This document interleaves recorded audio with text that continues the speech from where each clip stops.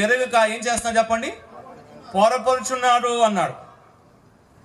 లేఖనము తెలియకపోతే పొరపడతాం, లేఖనము తెలియకపోతే తొట్టిల్తాం. ఇప్పుడు యవనస్తులు లేఖనము ఎందుకు చదవాలి, ఎందుకు నేర్చుకోవాలి, ఎందుకు తెలుసుకోవాలి అంటే లేఖనము తెలియకపోతే మనం పొరపడతాం. ప్రతి ఉపదేశకుల్ని నమ్ముతాం, ప్రతి మాటని నమ్ముతాం. వాళ్ళు అలా చేస్తున్నారంటే అది కూడా చేస్తాం, మనం ఇలా చేయాలంటే ఇది కూడా చేస్తాం. మనకి సొంతంగా అవగాహన ఉండదు.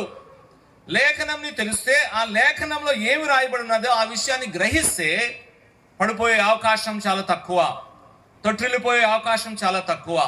యవనస్తులు మీరు చూడండి,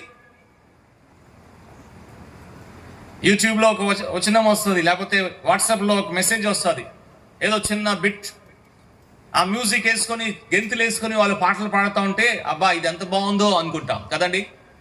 ఎప్పుడైతే దేవుని యొక్క వాక్య వెలుగులో దాన్ని మనం చూసిన